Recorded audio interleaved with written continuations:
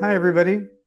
Generation X is often overlooked because the boomer generation ahead of them is larger and the millennial generation behind them is large.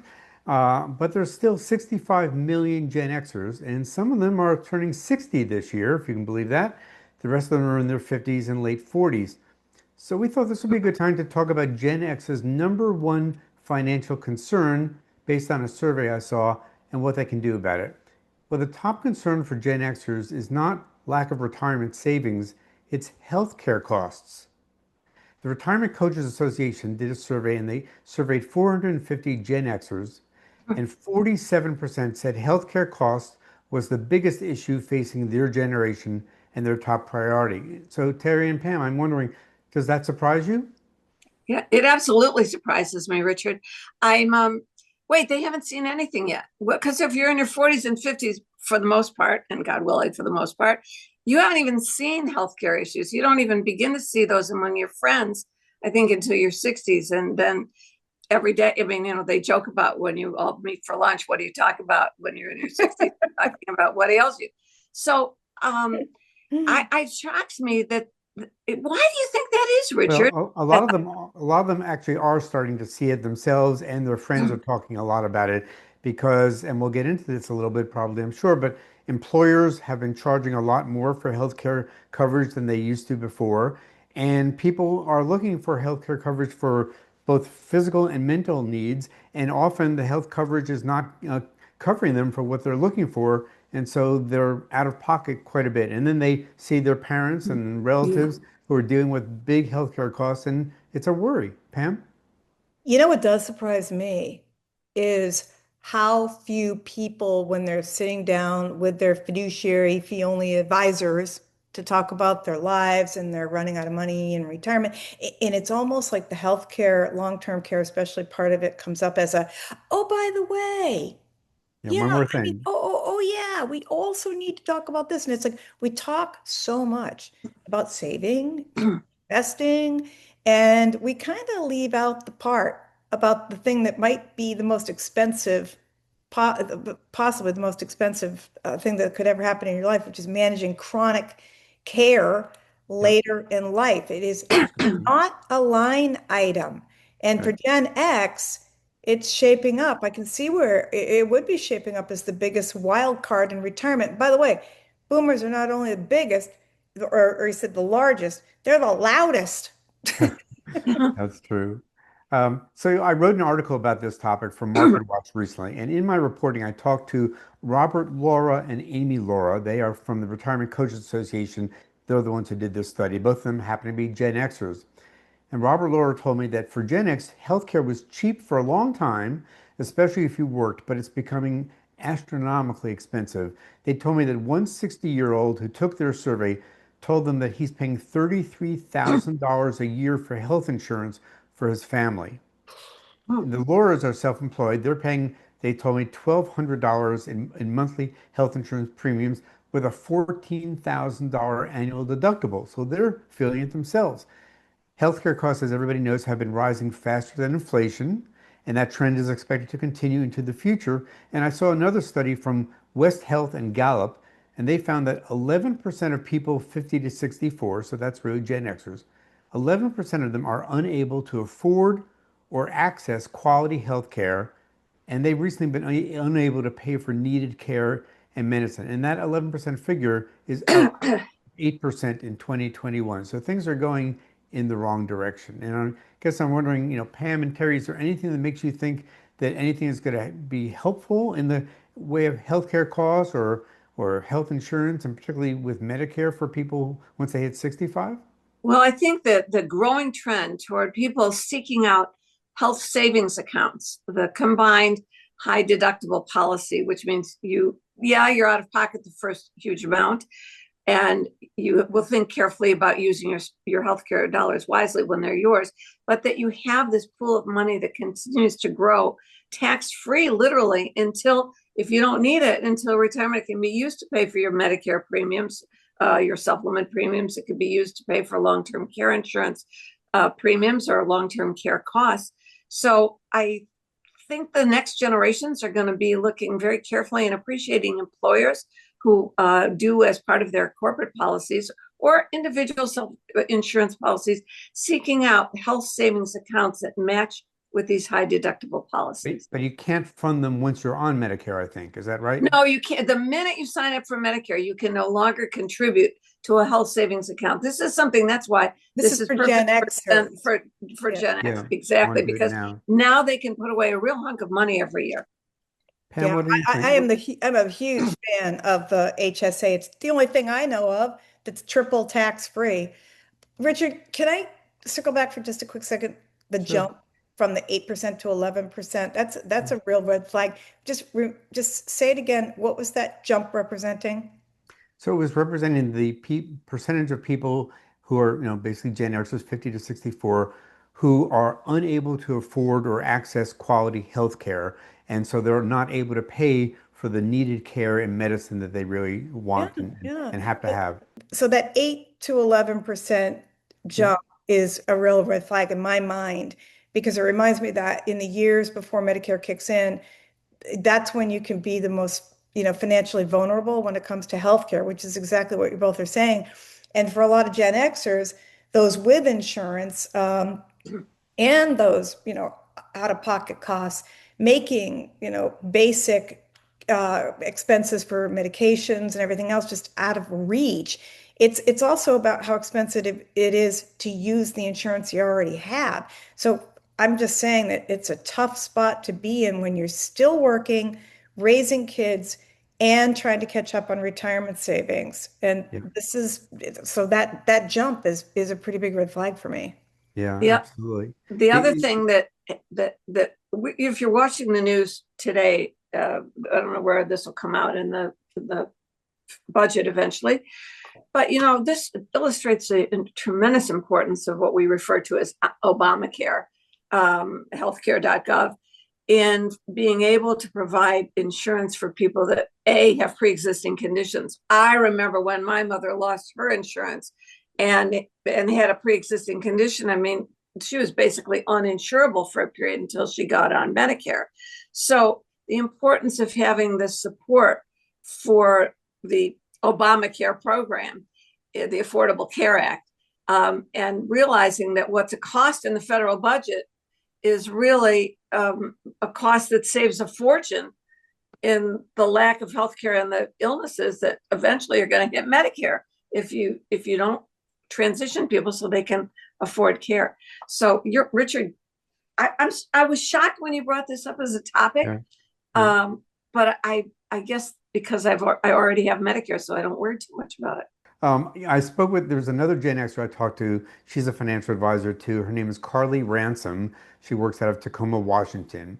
Also, she's Gen X, as I said. She said she's hearing from clients and her own friends that are talking a lot about their health problems. She mentioned to me, and I was sad to hear this, that two of her best friends have gotten double mastectomies in the past few months. And I don't think that's that unusual for people in Gen X these days, sadly. Carly said to me that when you get sick, you start thinking a lot more about planning ahead. And for Gen X, that means retirement. And she told me that health insurance often doesn't cover the kinds of health care that she and other Gen Xers want. Things like exercise, meditation, acupuncture, massage, the kinds of things that maybe we baby boomers hadn't really thought about before as sort of healthcare costs. We think of it as more traditional. Terry, in a few years, Gen Xers are going to start being eligible for Medicare. Do you think that Medicare is going to be paying for their healthcare costs when they get there? That's a very good question. First of all, I have to roll my eyes at the fact that Gen Xers want meditation and massage covered. I like massage. I really, really do. But I've never heard of any. And I mean, unless you've come from a horrible accident, I've never heard of any insurance paying for that. So we have to get rid of it. That's part of healthcare. Oh, I believe it. That's a self-pay part of healthcare for me anyway. Look, when, I think Gen X is coming to realize one thing. It's not like, and we know this, you get to Medicare and then it pays for everything. If you have traditional Medicare, you can see any doctor, you can go to any hospital. But first of all, there's a premium for Part B that's based on your income. And if you're still working, it could be a significant monthly premium. It's typically deducted from your Social Security check. But then there are all the things Medicare doesn't cover. That's the copays and so forth. So you're going to have a supplement, and you want the best supplement with the most coverage, which currently is G. And And that now costs you're going to money. pay a premium for that every year, and that goes up. And then you're going to have Part D, that's for drugs. Even though you're only taking Tylenol, when you have to sign up for it, it can be very inexpensive when you first sign up for Medicare. But if you ever get to the point, currently it's only $2,000 cap out of pocket. Thankfully, in past years it's been a lot more, and some drugs are very expensive. And again, we talk about long-term care, custodial care. Not, yeah, Medicare will cover if you are in a hospital and you're moved into rehab and you need skilled nursing. But if you just need help, getting out of bed, dressing, eating, Medicare doesn't cover that. So there's a whole long litany of things that come up when you're older, and the costs, more stuff happens, and it all costs more. And Medicare is wonderful. And by the way, don't think you're going to solve that problem with low cost Medicare Advantage. Listen to our other podcasts. Yeah, they may say it's low cost and inexpensive at the beginning and it covers everything, but then you lose your choice of doctors and hospitals and treatments. So there's no easy answer. Healthcare costs are going to be a big part of our lives. Pam, do you think we're more likely to see Medicare covering more things or less things in the future than we are today? I don't think there's any question. I think it'll have to be less going forward. That's just the reality of the demographics in the world we live in right now in the country. But like Terry was saying, I mean, these, what Medicare doesn't cost can still run well into six figures. Yeah. Over a typical retirement. So this is where I am going to say that if you're planning minded, and unless you're going la la la la la la, and it doesn't matter to me, planning is really important. And for me, this is where I do feel having a really truly fee-only advisor who's knowledgeable in this kind of retirement, discussion around retirement finances can help you to avoid nasty surprises in your retirement and help you figure out how this is all going to play into heading into your retirement. So if you're a planner, the kind of person who likes to plan, then I think it's a good idea to start really bringing this into the conversation early and help make really important decisions, which, I know you're going to bring up long-term care insurance, and that's going to be one of them. Just sit down and decide. Well, to your point about the cost, the high cost of healthcare for people in retirement, there was a study that the Milliman Retiree Health Cost Index came out with. It said the average healthy 65-year-old retiring in 2024 would need $188,000 to $207,000 saved for lifetime health expenses if they have original Medicare, Medigap, and a Part D prescription plan. They would need a little less with a Medicare Advantage plan and a Part D prescription plan, but we're still talking about a lot of healthcare costs. And that doesn't even include what you mentioned just now, the possible long-term care costs, which can be hugely expensive. One other thing I'll mention is that Gen Xers are not likely to be getting retiree health benefits from their employers when they retire, the way that some boomers were able to, at least for some point they were, not that many anymore. But just like pensions, retiree health benefits have been going away. Only 21% of large employers offered retiree health benefits in 2023. In 1988, 66% of companies did. So with every year, that's becoming less and less of a possibility. That Retirement Coaches Association survey I mentioned also found that 74% of Gen Xers said that they think it's more difficult for their generation to retire than previous generations. And I'm curious to think whether you think they're right or not. Terry, what do you think? Well, because there's just a longer time horizon. It really in in the 50s, you retired at 65. Remember, you got the gold watch, but the life expectancy was like 68. Retirement was you get a few years at the end and you don't have to shoulder that big physical burden, because labor in the 1900s and 1950s was primarily physical labor. So I guess it looks tougher because the longer the time horizon you have to fund, the we remember, Richard, we did a few podcasts on the FIRE movement where people were going to retire, in their 30s or something. Financially independent, retire Yeah, and early. I just kept laughing and laughing I know. at the idea, not so much that they didn't want to work after they were 30 or 40 or whatever it was, but that they didn't realize the costs of it. It's not just your rent, folks, and your food, and you'll eat less. It's all this other stuff. Pam, I wondered if there was any other advice you would have for Gen Xers about healthcare costs. One thing that came to my mind is the catch-up and now these super catch-up contributions for 401ks that are the super catch-up contributions, which you can talk about if you want, are specifically for people who are in their early 60s, and that's Gen X, right? Yeah, I mean, and those catch-up provisions become even more important when you realize that I think personally that Gen X is facing a tougher sort of overall road to retirement than Boomers did. And I say that because, where there were fewer pensions in Boomers' lifetimes as they aged, there were fewer pensions, even more so, like you just said, with the Gen X, there is more debt. I mean, that's just a fact. Rising health costs that we just talked about. So here's the good news that Gen Xers have time and they have tools on their hands. And yeah, I mean, I'll toss it back to you to get into the super catch-ups, but I am a huge fan of using those tools. But in order to use those tools to help you get ahead financially, you've got to know what the tools are and how to use them and catch up provisions at work and every benefit that you have at work, every opportunity to fund an HSA, everything is that's a tool. And then in combination with the right planning and having someone who's an advocate, you can sit down and noodle everything through for you and your family. Should we be buying long-term care insurance? Let's stress test what if scenarios. All of that comes back again to planning and Richard, yeah, the catch-up provisions and other things that are available through your benefits at work, through your 401k plan are tools. The IRS,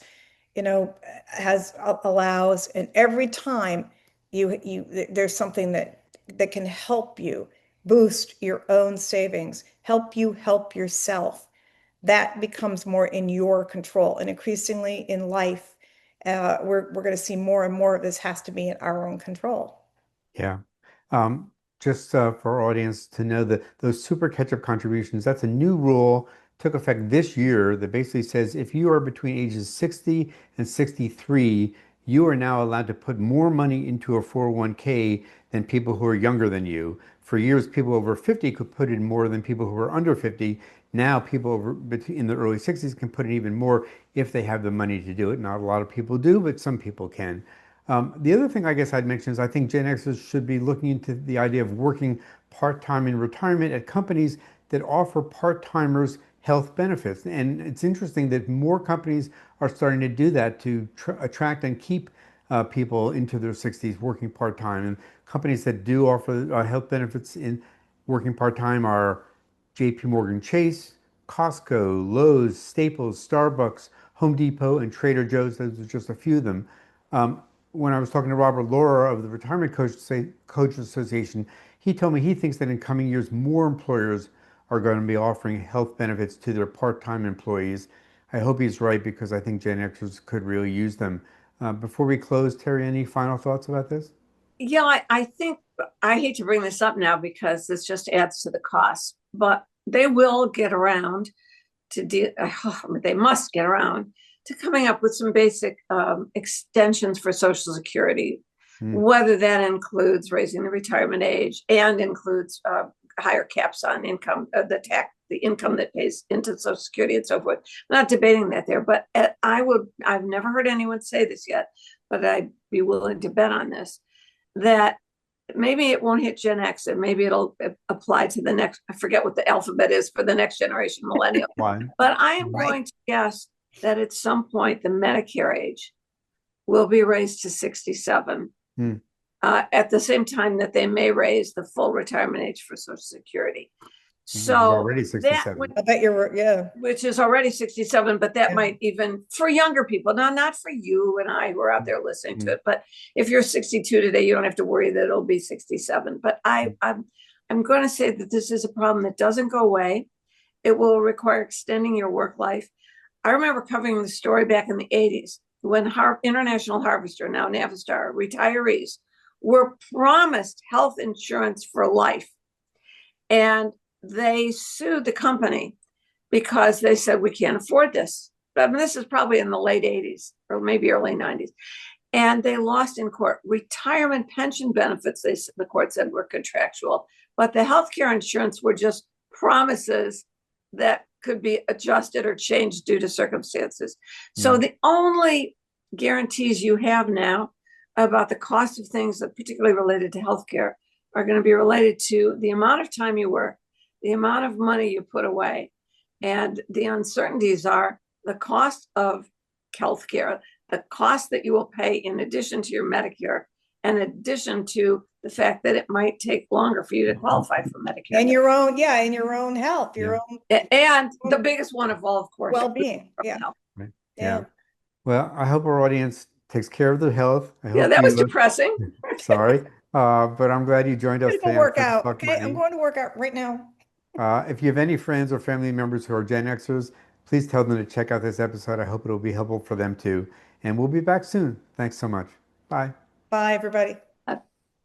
Friends Talk Money is funded in part by a grant from the Investor Protection Trust. The IPT is a nonprofit organization devoted to investor education.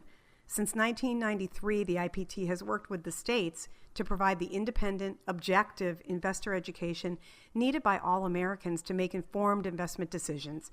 Visit investorprotection.org. We also receive support from the North American Securities Administrators Association, known as NASA. It's the oldest international investor protection organization. NASA's members include state and provincial securities regulators from the U.S., Canada, and Mexico who serve on the front lines of investor protection.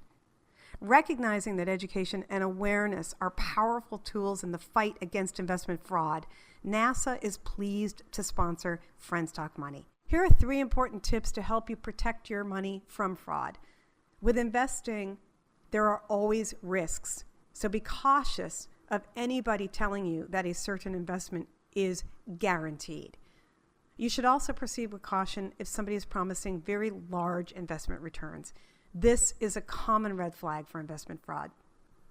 Last and most importantly, be sure you're working with a licensed or registered financial professional. You can check your advisor and make sure they're licensed by visiting brokercheck.finra.org. NASA is your partner in keeping you safe and helping you avoid investment frauds. Visit nasa.org and click on the Investor Education tab to learn more.